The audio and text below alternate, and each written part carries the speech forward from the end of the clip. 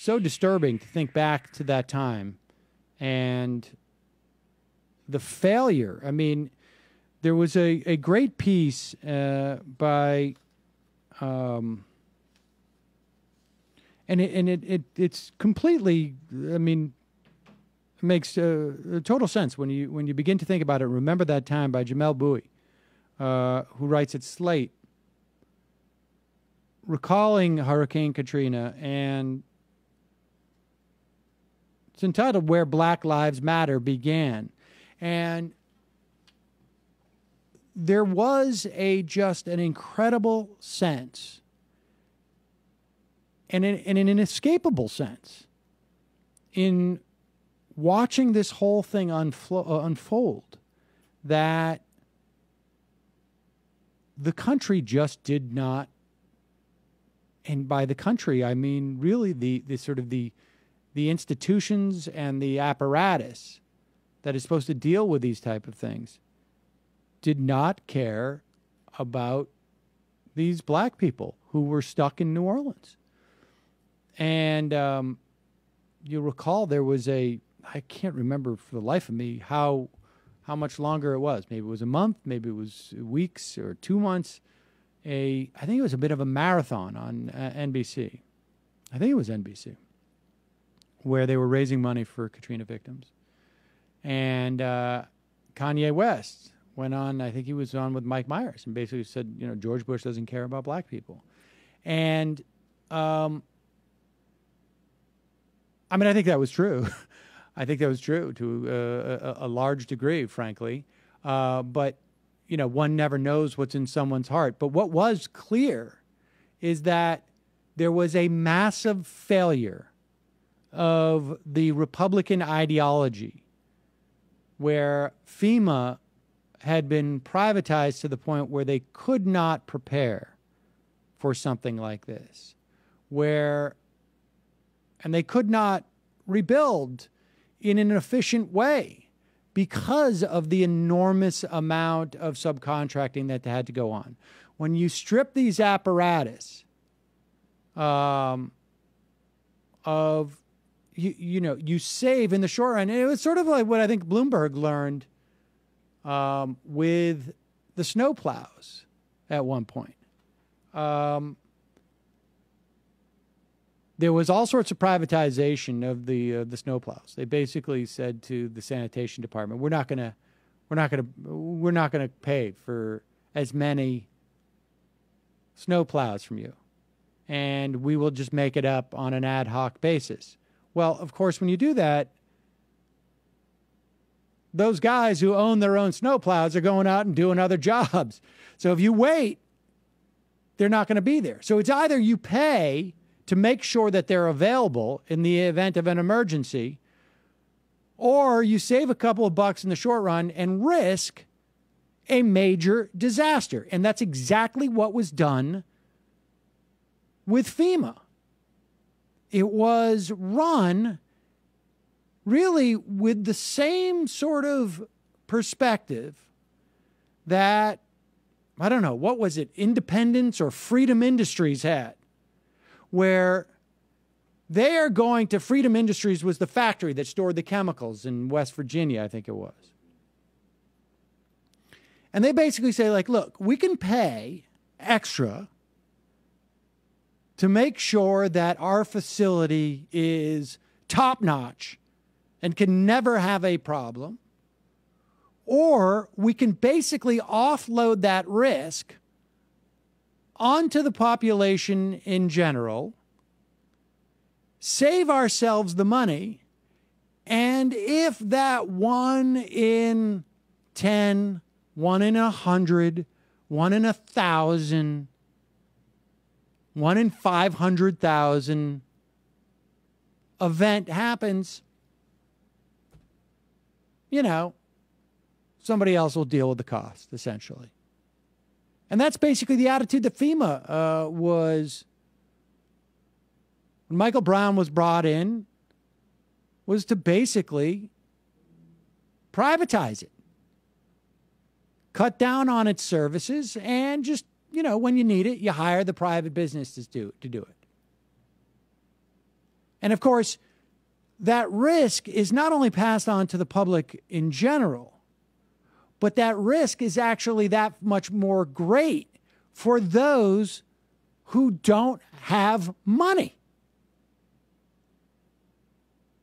Right? Because that risk becomes much greater for you in New Orleans if you don't have the money to own a car. If you don't have the money to go and take a couple of days at a hotel or motel up the road because it's not going to break the bank for you, or you actually have the cash. I mean, the reality is, for some people, the idea of like, I'm going to weigh this risk. Stay here, go spend what amounts to maybe half a week's pay, maybe a day's pay, maybe a week's pay to go stay at a motel for a couple of days. If it turns out there's no storm, there's no storm. But for a huge number of people living in that city, I can't afford to pay a month's income on the chance that this may actually happen. Or I don't even have 3 nights worth of staying at a motel. Or I don't even have the ability to get to that motel. So that risk that is offloaded by FEMA because it's been privatized, or the risk that is offloaded by Freedom Industries, or really any of these corporations that do this type of thing, it's not just offloaded to the public at large. It is exponentially more assumed, that risk, by people who have less money.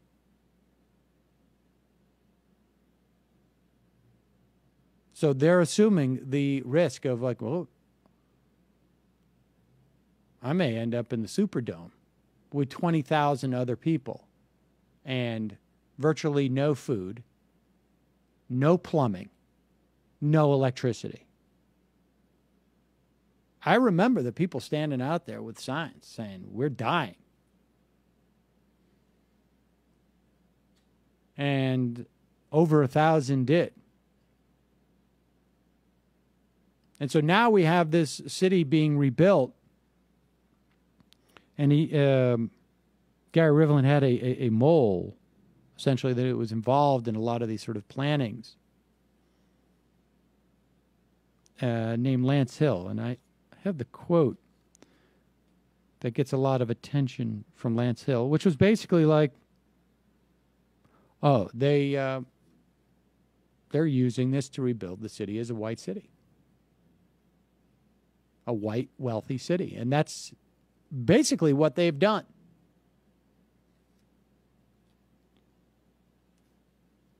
And, as far as I know, and I don't know how one would even go about it, but I don't know that we have any comprehensive sense of what happened to those 100,000 people. I mean, yes, some moved to another city. They just stayed because they didn't have the money to come back. I imagine that was a lot of them, but I wonder how many of those dispossessed people, we're talking about 100,000 people who leave with basically nothing. I think it was one of the Bushes, actually. Maybe it was